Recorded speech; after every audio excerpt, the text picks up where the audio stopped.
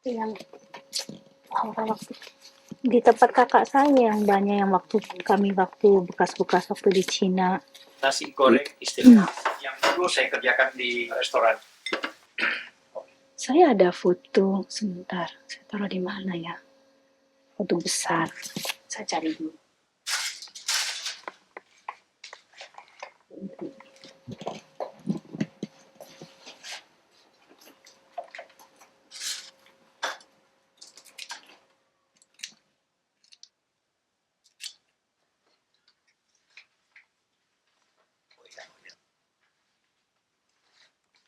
Jadi kami mendapatkan Tito de Voyage ini menandakan kami bisa keluar Prancis.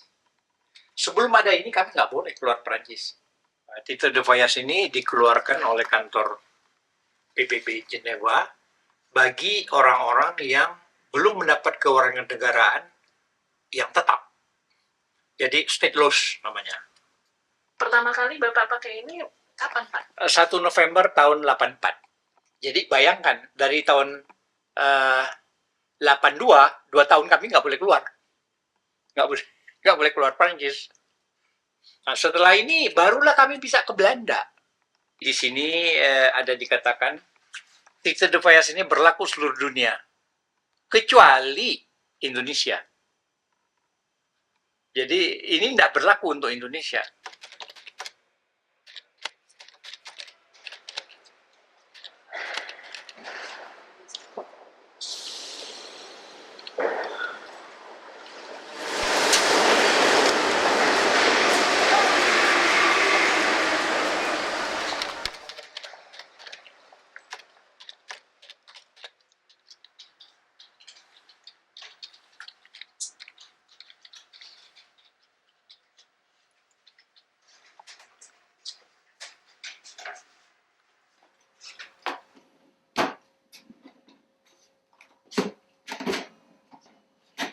Sampai ke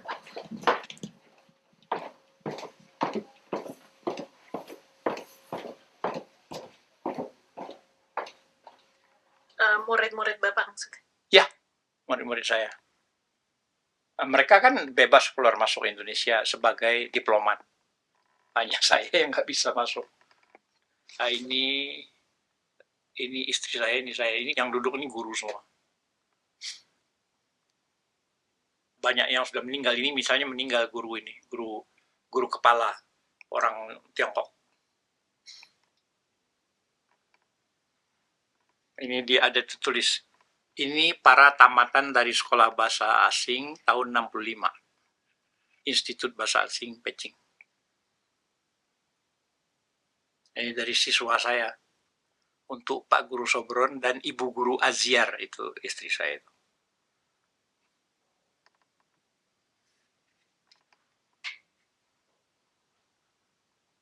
Waktu itu saya masih betul-betul kayak orang ya, artinya apa, masih enak dipandang, nggak kayak sekarang.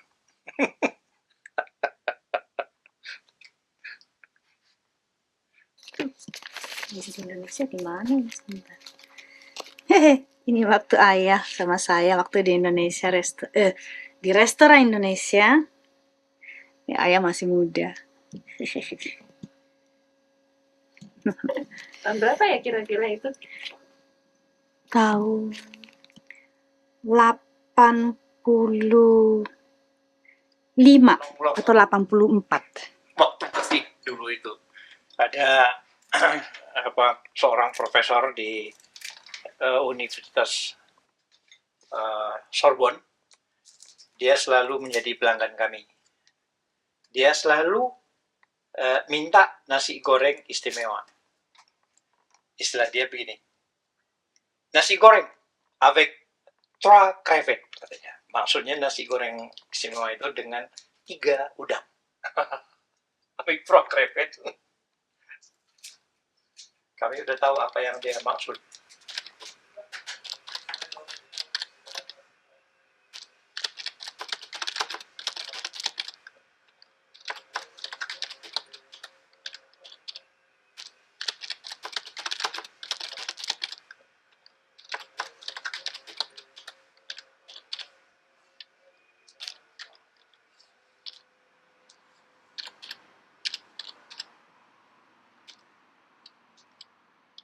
Kunci dibawa enggak? Oh, bawa deh kunci ya. Nih kunci rumah sayang. Hah? Iya, betul nggak dingin? Oke. Tidak. Awas ya. Ya. Doi.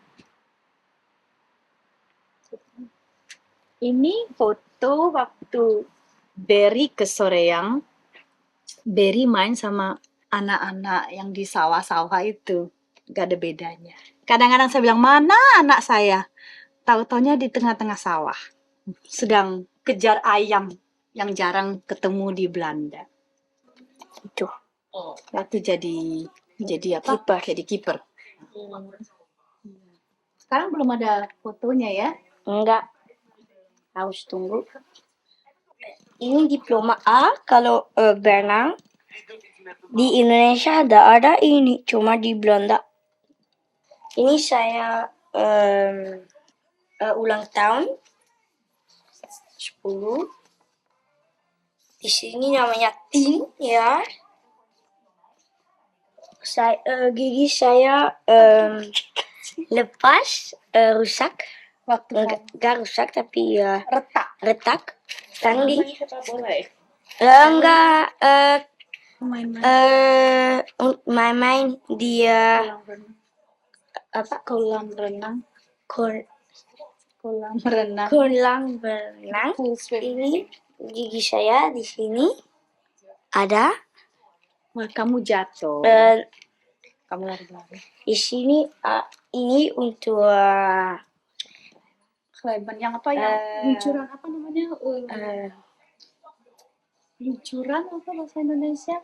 saya di sini ke bawah tapi di sini terus saya pakai gigi jatuh ke depan terus giginya lepas Patah di situ ya. ya. Akhirnya terus teman-teman Teman-teman saya berenang untuk lihat kalau itu bisa bisa dapat gigi yang dapat. patah itu. Ini punya kapal Dewa Ruci punya Indonesia di Amsterdam ada sale.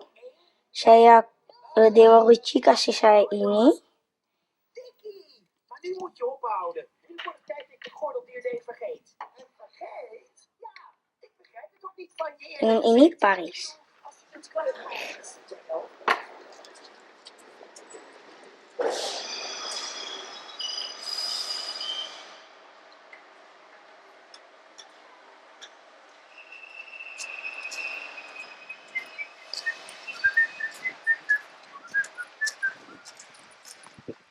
Orang Perancis kate-kate. Kecil-kecil kate-kate orang Perancis. Betul-betul gaya ayah itu. Oke, itu mau kemana? Asli ya. Nah, ada satu hal.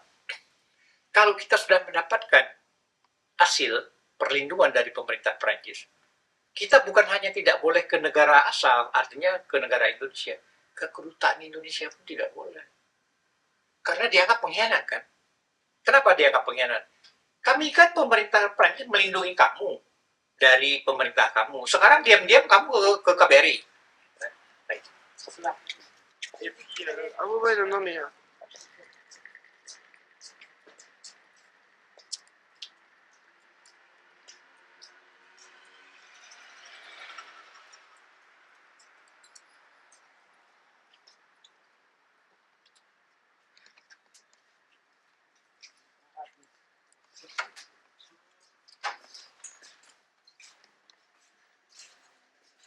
Tapi mula-mula kami dapat ini, betapa bangganya.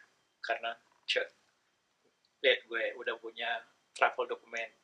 Bisa kemana aja, kecuali Indonesia. Bangga lagi. Padahal ini, sementara. Ini kan, kurang penghargaan orang. Karena apa? Ini artinya orang sementara, belum jadi orang.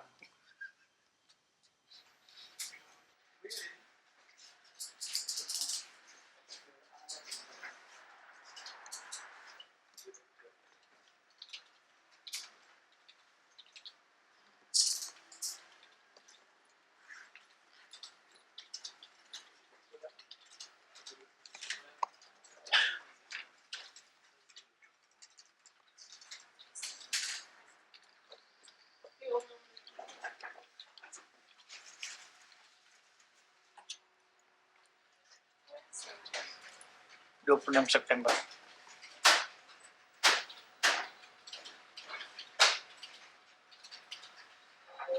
Itu Pak Sobran tulis karena apa, Pak? Supaya Megawati memperjuangkan ponakan saya bisa pulang. Nggak disambut.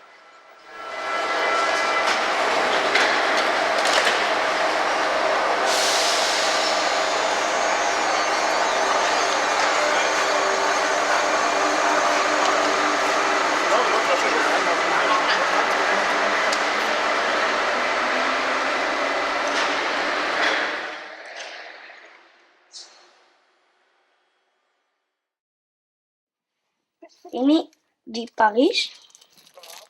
Ini namanya di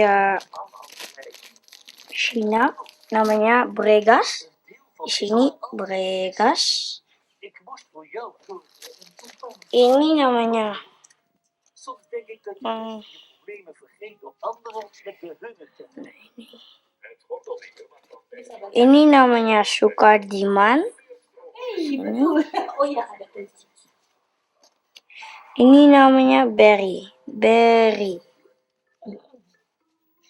Mom bilang bilang Cina ini Oh, bagaimana bacanya? mana? Pieli. Karena nggak ada R. Lukas. Jadi bergas. Sukardiman. Sukatiman. Nah, wah ini foto bersejarah, ini Macetung kan? Ini Chou En-lai. Ini saya, Komisi Pengarang Asia Afrika. Ini panjang foto ini, tapi tidak tahu ini kok terpotong. Ini tahun 66. Tahun 66 waktu revolusi besar kebudayaan proletar. Pak Sobran di Tiongkok. Ya, tahun 66 sudah di Tiongkok. Saya dikirim ke Tiongkok itu untuk memenuhi perjanjian RRI-RRT. Perjanjian itu antaranya untuk membantu pembangunan sosialis Tiongkok. Nah, Tiongkok kepada kita, kepada Indonesia juga ngirim lain, artinya bantuan barang-barang, benda-benda, atau barang bahan makanan atau alat produksi. Itu saya nggak tahu.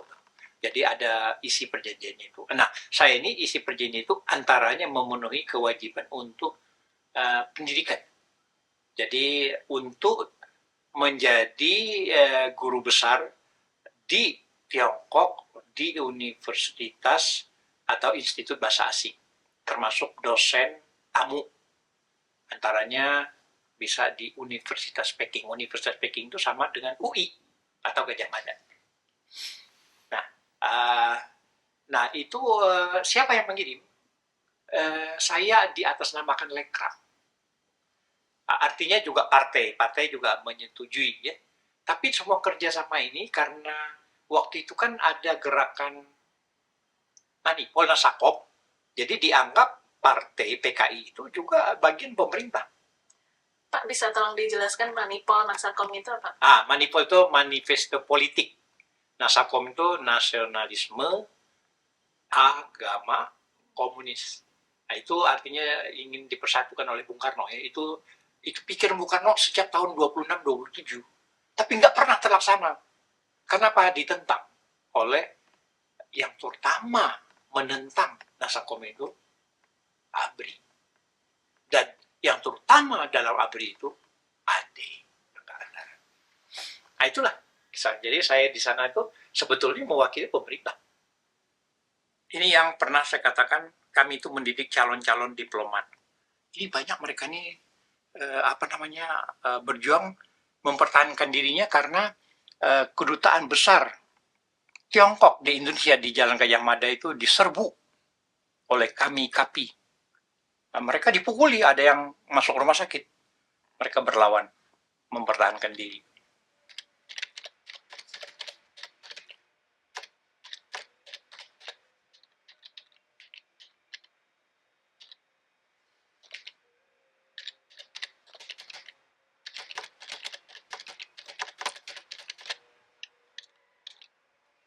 Saya 63 sudah di packing. Jadi 65 kan di packing. Jadi nggak ada hubungan lagi. Malah nggak tahu kejadian apa, nggak tahu. Pertemuan saya yang terakhir sama Bang Ahmad itu tahun 65 Agustus. Itulah yang terakhir. Setelah itu nggak ketemu sampai sekarang.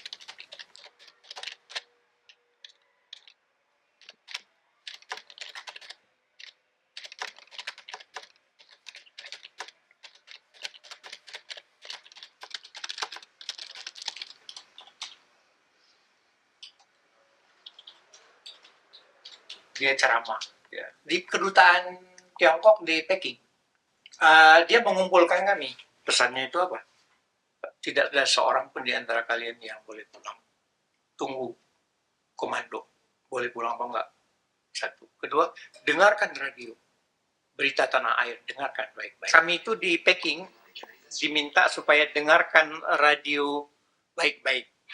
Apakah itu radio Australia, apakah dari Jepang, dengarkanlah. Karena situasi sudah sangat genting. Artinya sudah ada bayangan akan terjadi apa-apa, tapi nggak tahu apa. Apa gentingnya mana tahu kami. Kami nggak tahu. Pokoknya genting katanya. Kan dengarkan radio baik-baik itu artinya ada apa ini kan? Nggak dibilang sama kami. Ya, Agustus tahun 65. Beberapa bulan lagi ya terjadi itu kan. Itulah pertemuan saya terakhir. Setelah itu pisah karena saya ke Shanghai untuk liburan musim panas.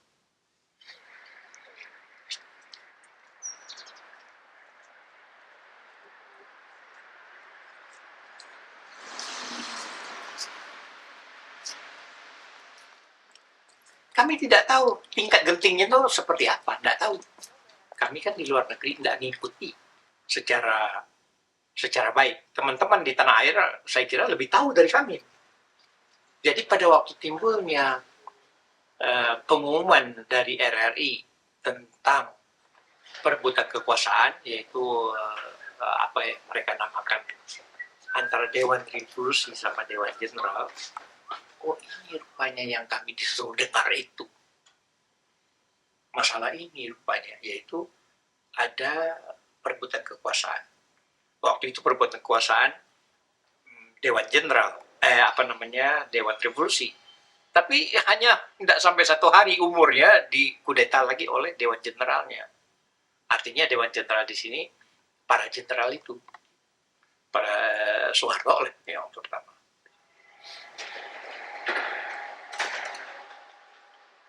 Peristiwa gelap bangsa tahun 65 yang diciptakan oleh Soeharto itu membuat lahirnya kaum refugee, kaum eksil, kaum exile beratusan banyaknya menyebar ke dunia.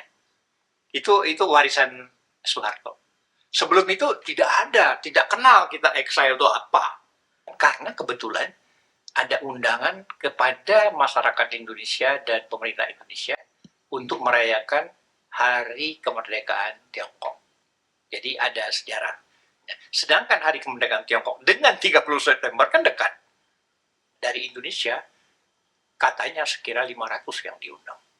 Yang diundang itu lembaga-lembaga legislatif, misalnya anggota parlemen, anggota DPA, pemuda, wartawan, berbagai golongan wanita juga, seniman sastrawan, dan banyak yang diundang. Itu yang diundang untuk 1 Oktober. Jadi peristiwa September dan Oktober diundang itu ada hubungan, maksudnya tidak semua negara begitu. Dan juga sangkutnya juga begitu. Jadi orang ini menyangkut semua. Karena ada instruksi dari pemerintah Indonesia supaya orang-orang yang terhalang pulang karena peristiwa ini supaya melapor kepada KBRI. Nah, di situ ada pernyataan harus mengutuk G30S. Pada waktu itu tentu kami tidak akan mengutuk 30S karena kami nggak tahu apa ini. Nah, karena itu sudah pasti kami menentang pengutukan itu. Tapi harus melapor ke KBRI. Nah, kami melapor. Begitu melapor, paspor kami ditahan. Karena kenapa tidak mengutuk G30S? Paspor ditahan Artinya nggak bisa kemana-mana kan. Tapi ada juga yang pulang, begitu pulang ditangkap. Ada itu, jadi pulang masuk penjara. Ada.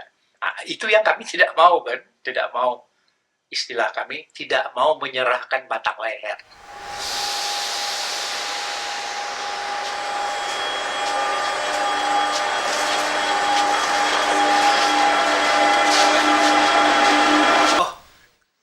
Kami dengar pertama kali itu bukan dari Indonesia malah, dari Kuba, dari Fidel Castro. Dari Fidel Castro itu yang ada konferensi tentang angkatan perang, pangkalan Amerika Serikat. Itu ada wakil-wakil kita yang ke Kuba. Mereka dengar bahwa Bung Aidit sudah ditembak. Itu disampaikan oleh Castro kepada mereka kepada kami. Yang aneh, yang dengar waktu itu hanya saya yang percaya, yang lain-lain nggak percaya, termasuk istri saya tidak percaya. Bertengkar sama saya karena dia menganggap tidak mungkin tidak mungkin Aidit terbunuh mati. Mereka merasa tidak mungkin dibunuh karena PKI begitu kuat katanya. Tapi saya percaya bahwa memang betul bahwa dia udah dibunuh. Nah, kalau ditanya sama saya kenapa, saya juga tidak tahu. Tapi feeling, ada perasaan saya memang sudah ada. Surat kabar Jepang sudah menyiarkan bahwa sudah korban gitu. Dan orang pertama merasa bahwa dia memang sudah nggak ada itu saya. Istri saya pun menentang saya. Bahwa dia bilang, kau jangan sampai membuat hati teman-teman jadi ciut. Nah, ini soalnya saya bilang bukan ciut, nggak ciut ini. Ini saya merasa begitu.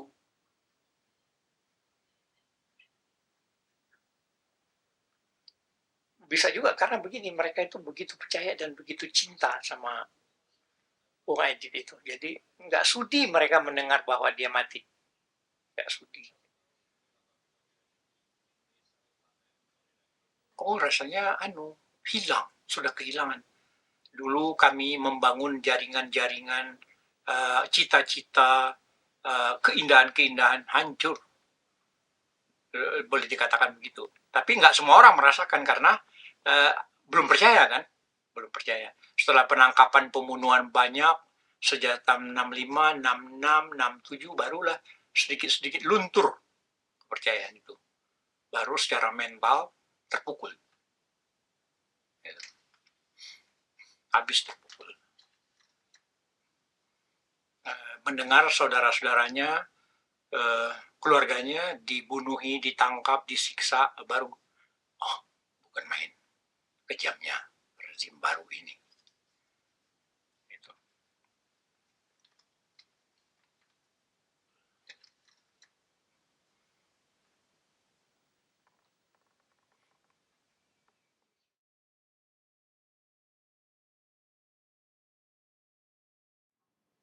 Oh, habis ya?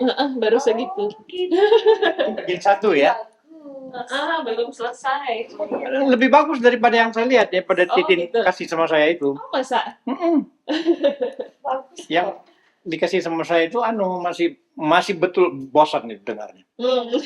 Sudah dipotong-potong. Ya. Sudah di apa namanya? Di namanya retush gitu ya. Di montas. Ya, di montage ya, betul. Nah, jadi lebih bagus. Kalau Kanita tapi udah tahu ceritanya semua ya? Iya, tapi ada beberapa saya juga belum tahu, misalnya tentang apa namanya, yang dari Fidel Castro yang kasih tahu tentang Om Aidit itu saya sama sekali sangat tahu. Masih terlalu kecil ya. Iya.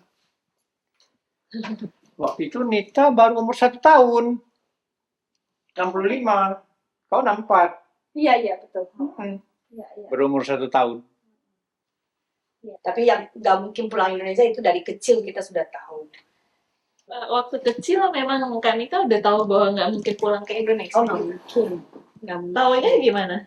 Ya dari kecil saya paling masih ingat itu waktu kecil bahwa ibu sama ayah selalu bilang bahwa kalian orang Indonesia, tapi sekali-kali jangan kasih tahu orang lain kalau kalian orang Indonesia. Itu kita betul-betul di sini tuh kita semacam sembunyi, kita rahasia, kita nggak boleh bilang kita dari Indonesia dan apain kita di sini, itu nggak boleh orang tahu. Dan nama asli kita ini nggak boleh kasih tahu orang lain. Kami mau menyerahkan paspor itu bukan karena kemauan, karena ada instruksi dan apa namanya, dan itu ibaratnya direbut paspor itu. Sebab kalau tidak mau menyatakan mengutuk G30S, paspornya dicabut. Itu jadi paksaan, bukan dengan sukarela, bukan paksaan semua.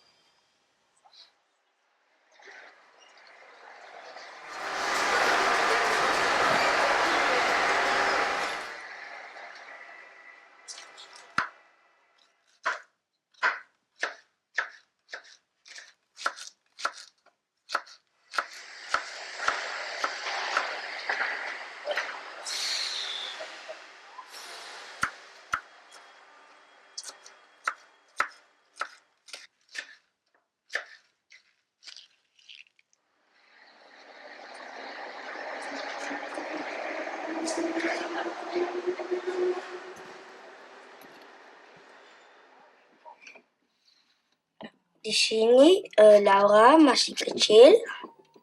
Sini makan es krim di Paris. Di sini di Chamonix, juga di Paris, di Prancis masih kecil. Itu apa itu?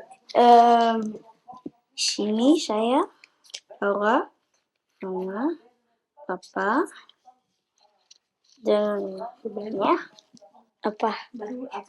Baru lahir.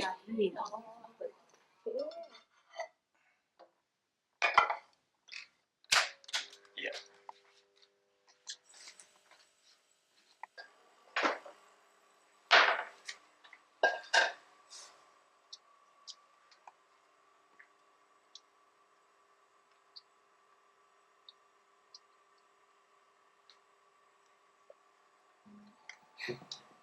Di sini saya yang dulu sekali. Ini Papa.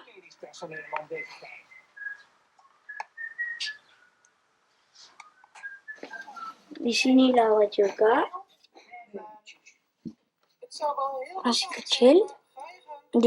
Mam ini di sini. Serentak dengan kejadian tanah air tahun 65 itu, di Tiongkok ada gelombang besar, yaitu revolusi besar kebudayaan proletar, di mana Tiongkok mengadakan perubahan besar-besaran, mengganyak empat lama itu saya tidak hafal ya, tetapi diantaranya ialah adat lama, cara yang lama, namanya empat lama. Ini sebetulnya satu pemberontakan yang besar-besaran supaya Tiongkok tidak berubah warna. Maksudnya tidak berubah warna atau tetap sosialis, tidak menuju jalan kapitalis. Nah, karena itu Tiongkok menganjurkan atau meminta atau menekankan supaya setiap intelektual, orang-orang yang ada di Peking di mana-mana, turun ke bawah, turun ke desa. Maksudnya mengintegrasikan Shangshan itu ke gunung, Xiaxiang itu ke desa. Termasuk kami orang asli, jadi tidak harus ke desa. Nah, itulah asalnya. Jadi kontrak yang dulu saya terima 5 tahun, 5 tahun sebagai guru besar mengajar di Institut Bahasa Asing Peking, itu tidak dipedulikan. Pokoknya harus ke desa. Ini semua, artinya tidak hanya orang Indonesia, tapi juga orang-orang asing lainnya juga ada yang begitu. Ada yang mereka pulang karena memang nggak ada soal kan. Tapi orang Indonesia pulang tidak mungkin, karena ada soal. Nah itu jumlahnya banyak sekali, jadi disatukan. Sesudah kudeta itu semua nama diganti. Gitu. Jadi dari kecil kita sudah tahu, misalnya kalau ketemu Om Asahan itu nggak boleh orang lain tahu. Itu pun dirahasiakan. Jadi rahasia kata ini dari kecil sudah tertanam di dalam kepala. Iya, betul. Rahasia, apapun Oke. rahasia, Konspirasi. konspirasi, betul, konspirasi. Kami waktu itu disatukan namanya di bawah Panji Sekolah 7 Mei. Uci Kan Xiao. U itu 5 Mei ya. Ci itu 7. Kan Xiao itu pendidikan, artinya sekolah. Kan xiao itu kan Artinya sekolah. sekolah, pendidikan kader. Kader. Mengabdikan atau mengintegrasikan diri dengan kaum tani kecil, tani miskin. Belajar dari kaum tani. Nah, itulah asalnya kami kenapa masuk ke desa. Itu Mao Zedong itu waktu itu kan seperti dewa saja, seperti matahari. Memang dibilang Hong Tayang, arti Hong Tayang itu matahari merah terbit, artinya Mao Zedong. Waktu itu pemujaan yang luar biasa kultusnya. Nggak kebayang. Waktu di desa betul-betul nggak kebayang kami. Tapi jaminan hidup itu betul-betul luar biasa. Tiap hari dokter periksa siapa-siapa yang sakit. Selalu dikontrol gitu, terjamin. Tapi gelapnya itu kami nggak tahu mau kemana, nggak tahu. Misalnya saya itu nggak mungkin pakai nama belakang, itu nggak ada nama belakang. Pokoknya Nita ya sudah, orang ini namanya Nita sudah gitu. Terus ya ayah sama semua orang-orang yang ganti nama juga waktu itu juga. Nggak, ya kalau waktu itu langsung dikasih nama Cina ya lah ayah ya waktu itu juga. Nama kau apa? Chang Lei. Lei itu artinya bunga yang belum buka itu apa namanya? Kuncup. Pencup buka. Pencup. Belum mekar. Belum mekar ya. Namaku Chang Wensong. Oh gitu. Karena keluarga Chang kan. Oh, keluarga Chang itu dari mana? Ya dibikin. Dibikin lah gitu. Dia nggak boleh nama lain selain dari Chang apa. Karena saya sudah Chang Wensen. Jadinya kita harus ikut Chang gitu. Tapi waktu itu nama juga ganti-ganti berapa kali waktu itu juga ya. Waktu itu saya pakai nama itu waktu di Peking. Tapi waktu di desa lain lagi namanya. Di desa saya namanya Nita waktu di SD, terus masuk SMP namanya lupa saya Ai apa begitu. Kenal. Oh, dari Peking ke Nanking. Sudah itu Nanjang. Sudah Uji Kan Xiao. Sudah itu Ke Peking lagi. Uyaoling. Ya, Nanjang itu 2 kali Nanjang. Uji Kan Xiao sama Uyaoling. Iya, Uji Kan Xiao sama Uyaoling. Betul. Sudah itu ke Peking ya, 6 kali ya. 6 kali atau berapa ya? Betul-betul tanah air nggak ada, nih rumah juga nggak ada. Iya, Gelap. nggak ada. Semua gelap. Iya. Misalnya begini, pertama ibunya ini di ibu kota kabupaten. Nah, sudah ibunya kabupaten, dia pindah ke ibu kota provinsi, Nanjang. Kemudian mereka berdua ke ibu kota kabupaten. Saya sendiri di desa. Artinya di rumah sendirian. Jadi ini bersatu kami ini kadang-kadang sebulan sekali.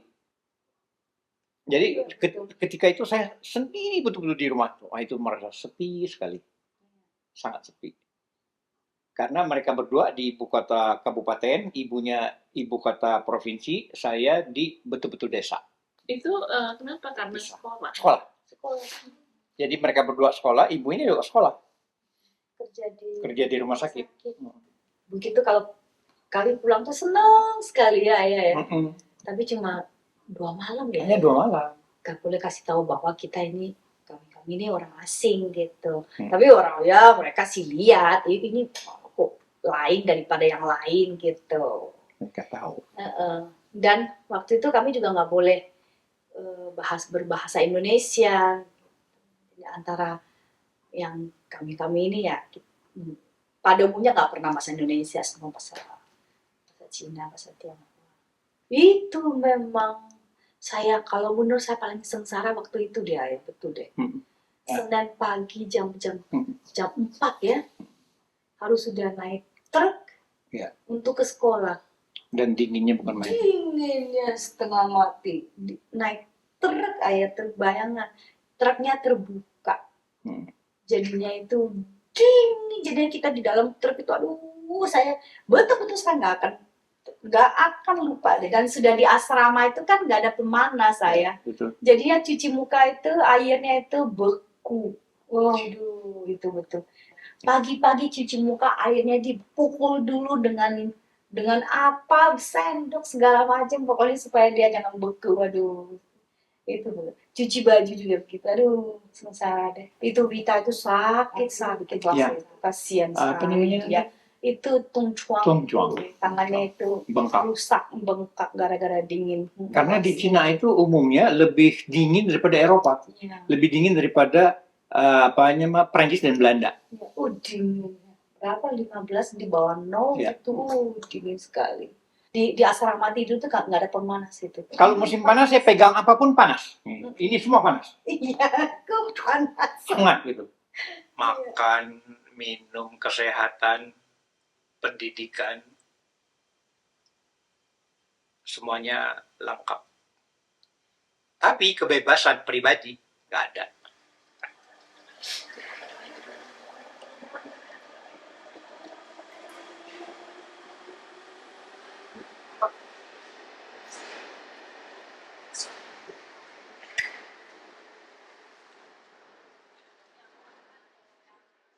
Mau bikin apa, Ber? Tahu roti. Roti.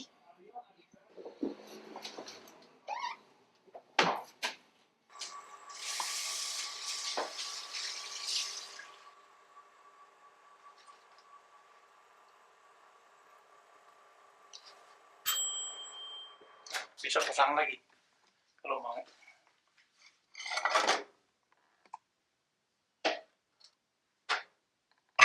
Ujian nggak hari ini, Ber? Nggak ujian. Ambil yang besar itu, sayang. Yang besar. Ya. Ini keras, Mam. Ini nggak keras, sayang. Sudah besar. Tebel. Enggak.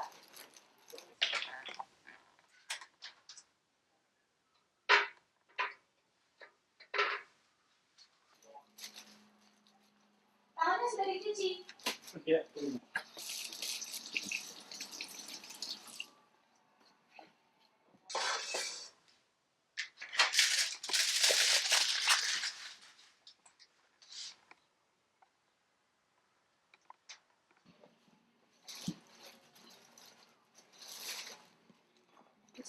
Sharp.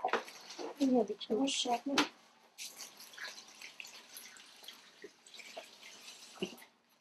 Apa ya? Ya, ini multivitamin. Dari dulu belajar tutup itu nggak bisa. Sampai di sini rusak. Lihat, Berry. Gini dong. Hah? Ya. Loh, kok nggak pakai itu bocor ya? Hah?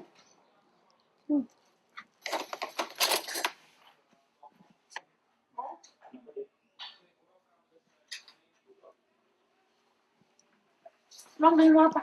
Teh. Hebat. Banyak kemajuan. Mau ketemu. Nah terus, jangan begitu, dibuang dong, gimana? Saya kasih dulu. Nah, Kasih apa? ini bisa. Kok kasih bulu? Gua kasih kakek. Dia bilang keras itunya, sampingnya. Kasih burung lah kalau gitu. Dalam hidup saya itu begini. Ada hal-hal, satu, jangan takabur. Jangan sombong. Kenapa?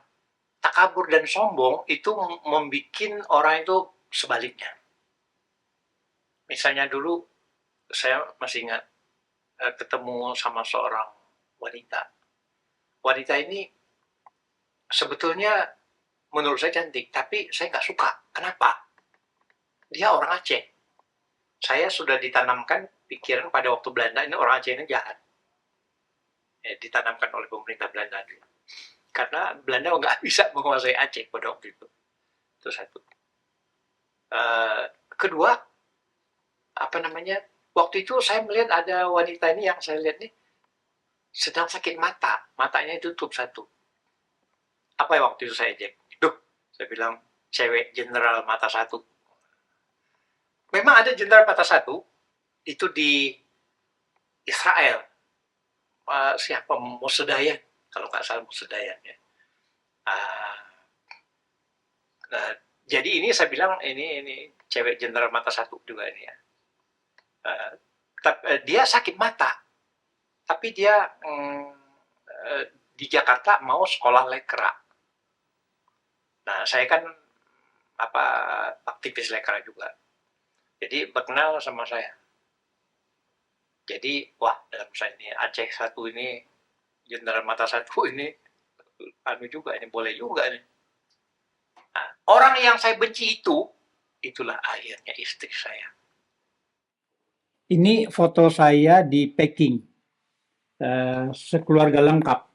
Jadi istri saya dan anak saya Vita dan Nita. Jadi kami sejak istri saya masih hidup memang bercita-cita keluar Tiongkok. Ini Satunya? Iya. Satu siapa?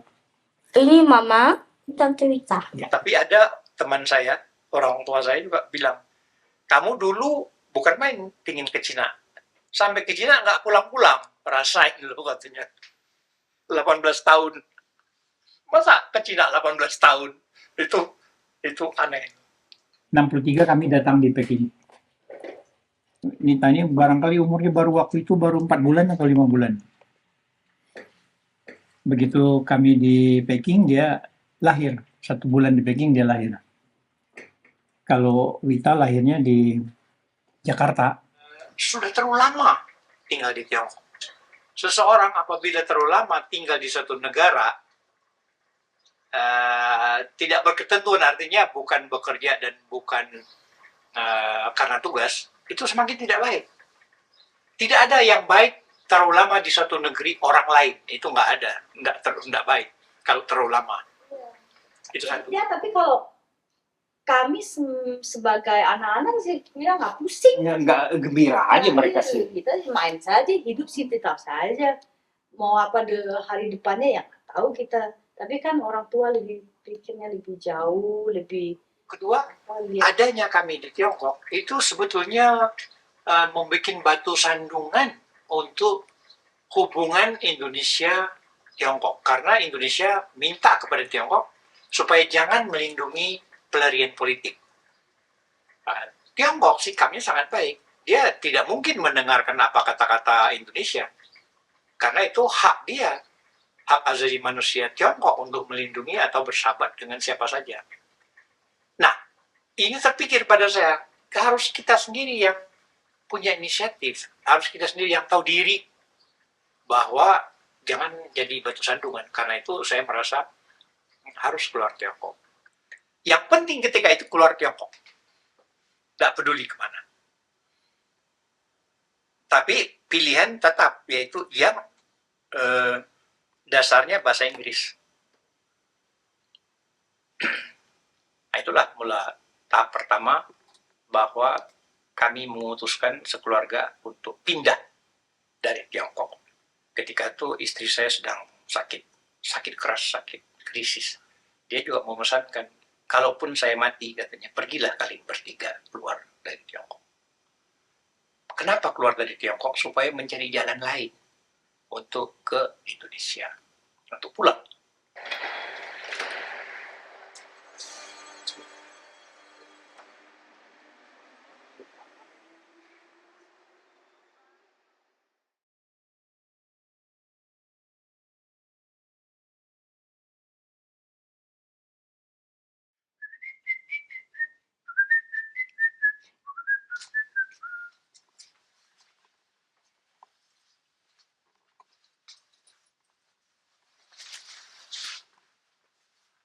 Ketika itu saya menulis surat kepada teman-teman yang saya tahu.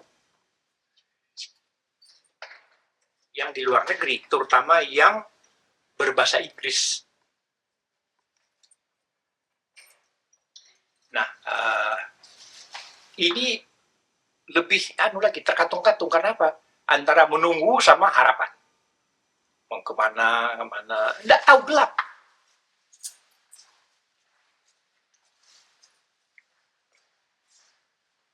Kalau nggak salah saya tulis surat ada 50 sampai 100 surat.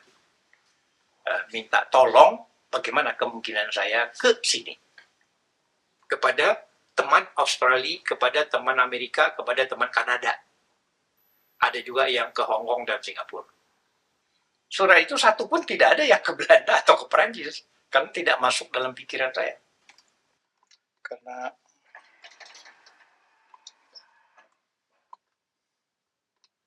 kebanyakan surat itu nggak berjawab. Ada yang tadinya, "Bung, kalau ada apa-apa sulit bilang sama saya, sama kami. Nanti kami atur supaya keluar dari sana." Setelah saya tulis surat, nggak dijawab. Karena apa?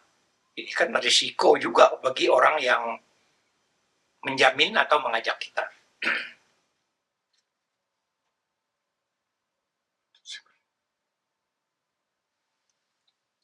Nah, ini terus ada teman-teman atasan kami, orang-orang tua kami, sesepuh kami, menawarkan. Saya ditanya kemana aja yang tadinya mau, semua yang berbahasa Inggris. Nah, kami menentukan bagaimana menurut Bung kalau ke Perancis. Apa alasnya, saya bilang. Karena Perancis tidak ada nama itu dalam kepala saya. Belanda, Perancis nggak ada. Karena dia bilang di sana kosong posnya. Artinya orang Indonesia, sedangkan di Belanda udah banyak, Jerman udah banyak. Oke, saya bilang kalau begitu, saya pikir dulu, nanti saya putuskan. Tapi kemungkinan besar memang, oke deh kalau memang tanggung jawab bersama, atau kalian tanggung jawab untuk mengirimkan saya dan sampai saya ke Perancis, oke saya setuju. Nah,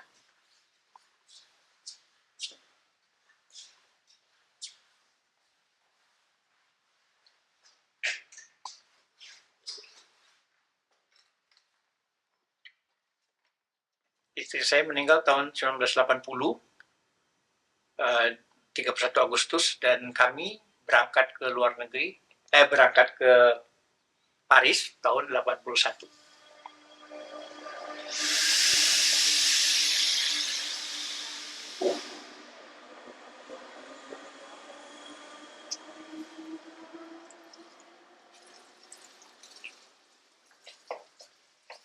Daging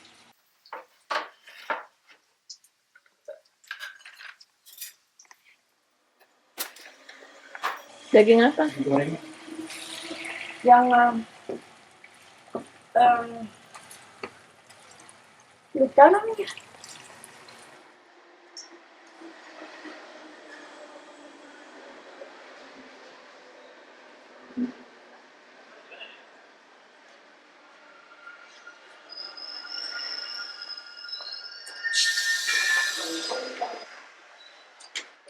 Untungnya saya punya paspor 2. Jadi paspor yang sudah mati, paspor itu tidak aja. Tapi kami hidupkan kembali. Bagaimana caranya? Bikin aja, stempel.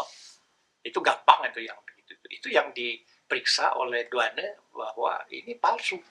Ya memang palsu stempelnya, tapi paspornya betul. Nah itu. Tanpa itu memang nggak bisa. Tapi waktu keberangkatan ada cerita lain bahwa kami kan nggak punya dokumen penuh karena kami nggak punya visa kan. Namanya orang melarikan diri kan mana ada punya visa, sampai di sana ditahan. Tuan tahu, kata polisi, bahwa Tuan memasuki Perancis tanpa visa. Saya bilang tahu. Lantas kenapa Tuan kerjakan? Tidak ada jalan lain. Saya bilang, saya dikejar-kejar oleh pemerintah saya. Dibawa ke kamar sah bandar, diinterogasi oleh polisi.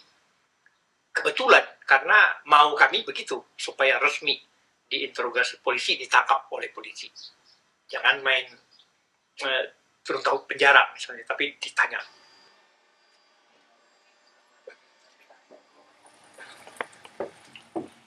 Tapi saya masak banyak dengan mama atau dengan kakek. Atau saya masak sendiri. Ditanya. Kenapa melarikan diri? Artinya melarikan diri masuk Prancis tanpa visa. Saya bilang tentu tanpa visa. Kalau tanpa visa dari mana kami dapat? Kami ini orang diburu-buru, dikejar-kejar. Siapa yang mengejar-mengejar? Siapa yang buru-buru? Saya katakan pemerintah kami Republik Indonesia. Nah ditanya, lama ditanya, siapa saya begini-begini. Saya bilang keluarga saya 60% dibunuh, ditangkap, disiksa, dipenjara. Dia kata ini saya sudah tahu dari kawan-kawan sebelumnya. Itu nanti dia periksa di Interpol, International Polisi. Itu kantor pusatnya itu ada di Portugis satu, kedua ada di Jerman. Dia kirim, nah itu kan alat-alatnya sudah canggih, itu cepat sekali kan hanya pakai komputer. Nunggunya hanya berapa menit. Bersih, artinya bersih itu tidak ada soal. Tuhan menipu. Ya bukan menipu saya bilang, tapi ada akal-akalan lah. Karena saya kan mengirim surat kepada Presiden Tuhan. Hah? Betul? Iya, Presiden Mitterrand baru naik waktu itu, Partai Sosialis. Kapan Tuhan mengirim surat? Saya bilang, tanggal sekian. Kalau begitu, mestinya sudah sampai. Iya, kami kontrol ya ke Istana Presiden. Oh boleh silakan. Dia telepon ke kantor Presiden. Dan ada surat saya. Ini sengaja. Kenapa? Jangan sampai surat itu dibalasnya. Kalau dibalasnya dia bilang, tidak, sorry, maaf, kami nggak terima, mau apa saya. Jadi itu namanya di fait accompli. Artinya dinyatakan nggak bisa tidak, begini. Dia terima kan. Saya sejak itu diterima. Baik, diterima malah, Tuhan kami tempatkan di ini. Jangan, nggak usah. Saya ada tempat sendiri, teman saya udah nunggu. Saya udah lihat, udah ngintip dari luar, ada teman saya di luar itu. Nunggu. Ya. Itu di Verhoor 2 jam. Ada teman yang sehari suntuk. Tanya. Kami 2 jam.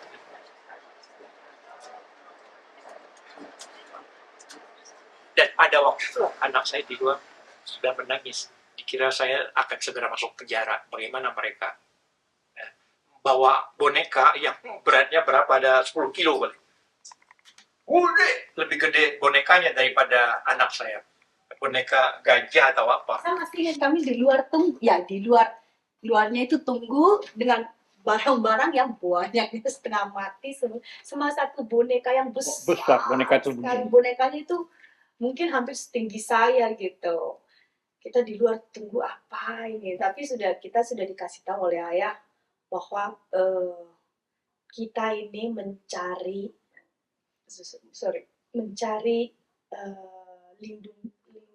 perlindungan dari Prancis gitu, karena kita ini nggak mungkin pulang ke Indonesia. Saya biarkan aja dia bawa boneka besar karena masih umurnya sudah mau menanjak dewasa, tapi pikirnya masih anak-anak, turun wanita. Dia umur 15. Kalau kakaknya 16-17. Jadi kami bertiga. Tidak ada orang lain, hanya bertiga itu lagi. Lalu terus ya itulah waktu kita ditanya oleh polisi, ya kita jawabnya juga gitu. Di Verhoor saya bilang, kenapa lari ke Prancis? Saya bilang, saya tahu Prancis itu adalah France Terdasil, artinya tanah Prancis untuk perlindungan orang-orang kulit. Dan akhirnya mereka malah membuka champagne, karena waktu itu tanggal 23 Desember. Karena lusa atau besok lusa, hari Noel, hari Natal, bagaimana kita minum? Wah, ini di bandara yang mestinya saya ditangkap, minum bersama untuk perayaan hari Natal. Mereka malah buka champagne, mereka bilang, Bienvenue en France. Selamat datang di Prancis. Itu saya nggak akan lupa. Ya, betul. Saya masih ingat aja itu. Oke, saya bilang, saya diajak minum. Buka sampahnya. Polisi buka sampah di depan pesakitan. Dilindungi saya. Nah, sejak itulah saya mendapat perlindungan pemerintah Perancis. Bahkan ditempatkan di asrama di dekat perbatasan Swiss. Makan ditanggung, semua ada perlengkapan, bahkan dapat uang kantong Betul. selama 8 Itu bulan. kita heran ya. Aduh. Bahwa di jalan itu kan ada truk yang rodanya 20, di atasnya banyak mobil. Iya. Ngangkat mobil yang kita nggak pernah lihat tuh. Iya, betul. Ya, tapi iya, memang. Untuk saya sama Vita memang ini negara yang sama sekali kita nggak ada bayangan yang begini, yang sama sekali lain dengan apa yang kita lihat di Beijing atau di mana di Cina itu sama sekali lain sekali orangnya, bahasanya, dan kita juga nggak tahu kita mau kemana. Setelah 8 bulan, dianggap mengerti bahasa Prancis, suruh keluar. Artinya disuruh cari hidup sendiri. Waktu itu teman saya di Paris sering telepon saya dan sering ngirim surat, telex.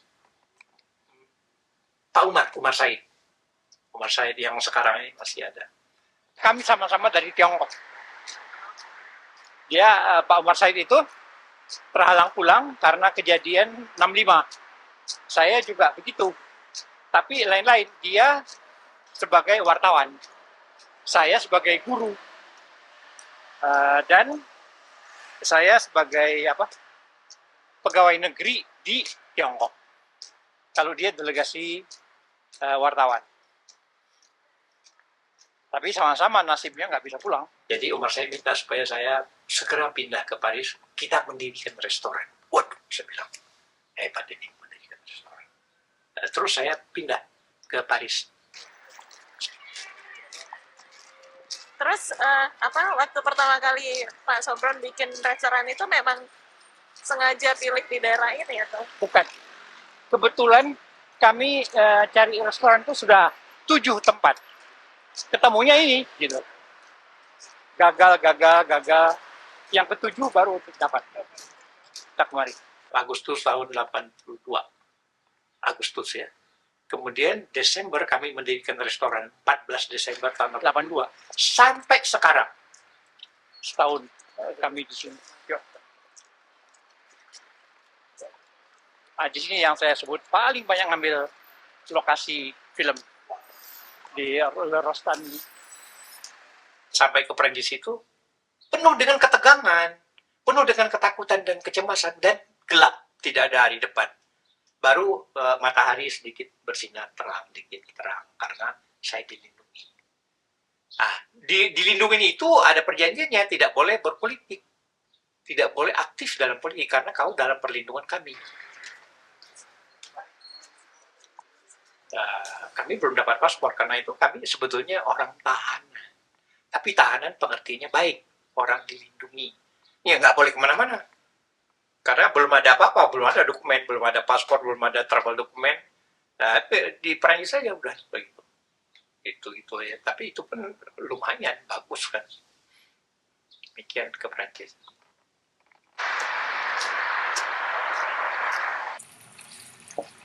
Di Belanda ini namanya spek. Kalau di Indonesia namanya?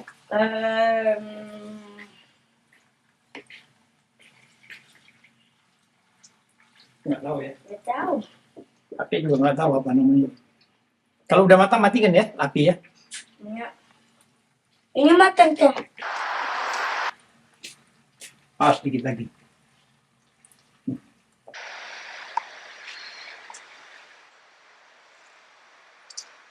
Ya.